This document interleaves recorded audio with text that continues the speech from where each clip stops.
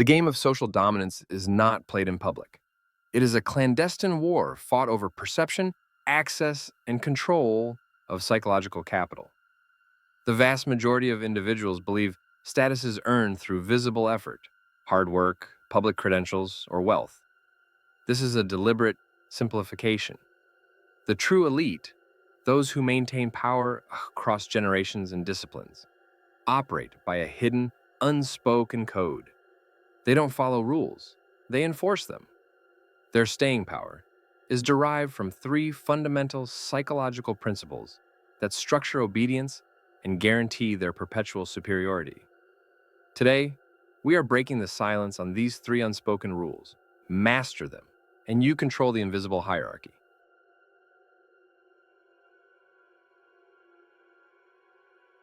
Number 1. The rule of controlled scarcity. The first and most critical rule of enduring power is controlled scarcity. The elite understand that true value is not inherent. It is assigned based on perceived rarity and difficulty of access. If you are constantly available, constantly accessible, and always open for input, your time and your knowledge instantly lose psychological value. The elite do not merely manage their time, they weaponize their absence. This scarcity is enforced on multiple levels. 1. The time blockade.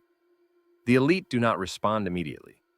Their communication channels, emails, phone calls, meeting slots, are protected by a deliberate friction. They enforce a significant perceived waiting period for any interaction, regardless of the request's urgency. If a simple inquiry can be resolved in 5 minutes, they may delay the response for 5 hours or even 5 days. The delay is not due to busyness. It is a psychological tax imposed on the requester. This process conditions others to perceive their time as an immensely valuable, limited resource, compelling the requester to invest more energy, emotion, and respect into the eventual interaction. They teach you that access is a privilege, not a right. 2. The information lockdown. The elite never reveal the full picture.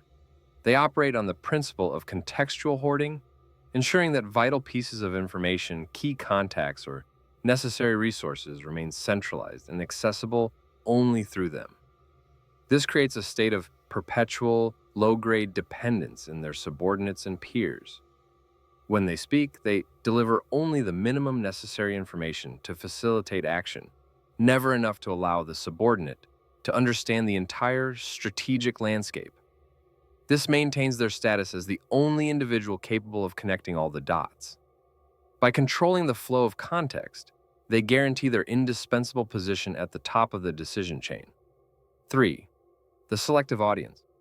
When the elite do choose to engage, their presence is not casual. It is hyper-focused and temporary.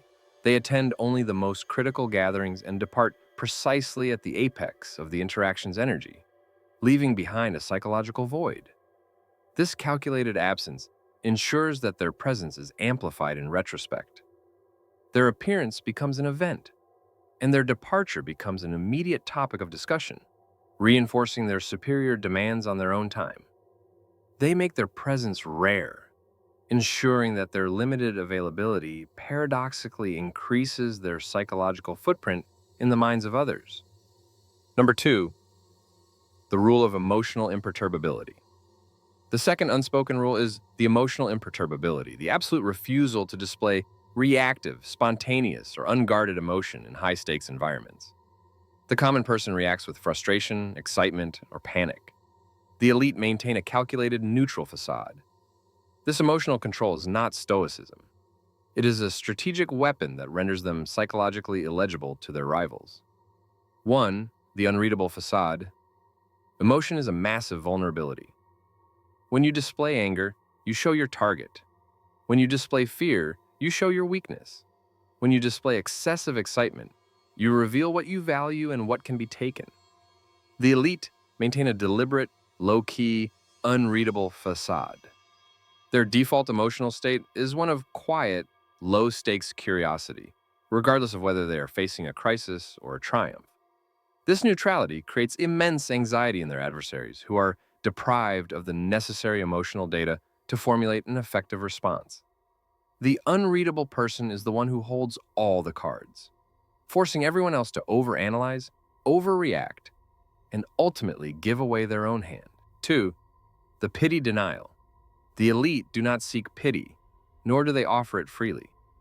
They strictly deny themselves the psychological comfort of self-pity, and they refuse to validate the emotional struggles of others unless it serves a specific strategic objective. Seeking pity is an admission of weakness, a breach of the facade. Offering it freely is an act of psychological leveling. It elevates the recipient's emotional status. By rejecting the currency of pity, they reinforce their image as autonomous, self-sufficient entities whose problems are too large and complex for the common person to grasp, thereby maintaining a psychological distance that reinforces their superior status. 3. The calibration of disappointment. When providing feedback or reprimand, the elite never deploy explosive rage. Rage is a sign of being out of control and emotionally invested. Instead, they use calibrated disappointment. They express criticism with a tone of quiet, profound sadness and confusion, as if the target has committed a moral or intellectual failure that genuinely perplexes them. This subtle disappointment is far more effective than anger because it triggers the target's shame and fear of letting down a high-status figure. The target doesn't feel punished. They feel responsible for failing the leader's high expectations, compelling immediate, deeply motivated obedience to restore the leader's positive regard. Number 3, the rule of defined narrative. The third unspoken rule dictates that power is not about what you are doing. It is about what you are perceived to be doing and what you are perceived to be capable of doing next. The elite rigorously control the narrative surrounding their capabilities, their motivations, and their ultimate objectives. They are not defined by facts. They are defined by their legend. 1. The myth of effortless excellence. The elite never broadcast the mundane, arduous reality of their success. The hours of failure, the grinding preparation, the political backstabbing required to reach their position. They project an image of effortless, innate excellence. This creates a myth of natural superiority, convincing the observer that the elite operate on a plane of existence where success is simply a foregone conclusion, not a messy outcome of struggle. By hiding the effort, they make the results seem unattainable by sheer hard work alone, thereby preserving the magic and maintaining the hierarchy. The common person must believe that the distance between their position and the elite's position is a matter of destiny, not just effort. 2. The perpetual evolution. The elite never remain static. They are constantly, subtly erasing past failures and redefining their current purpose. When a failure occurs, it is not dwelled upon. It is immediately reframed as a necessary cost or a learning phase that was merely a step toward the current, inevitable success. They never allow themselves to be cornered by their own history. Furthermore, they are constantly teasing a vague, highly ambitious future project, a massive pivot, a new world-changing venture that keeps their audience perpetually focused on what they will achieve rather than what they have achieved, or more importantly, what they failed to achieve. This perpetual evolution guarantees that they are always seen as figures of potential, rendering current scrutiny irrelevant. 3. The proxy projection, the final narrative control, is the absolute refusal to accept public blame for systemic failures.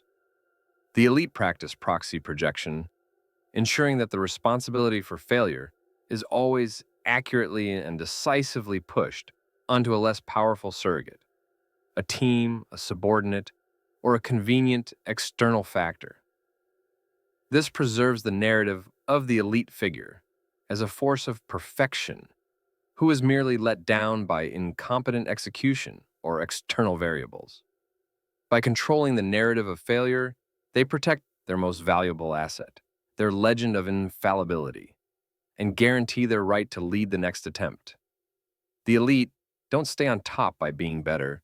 They stay on top by controlling the psychological mechanisms that define who is allowed to fall.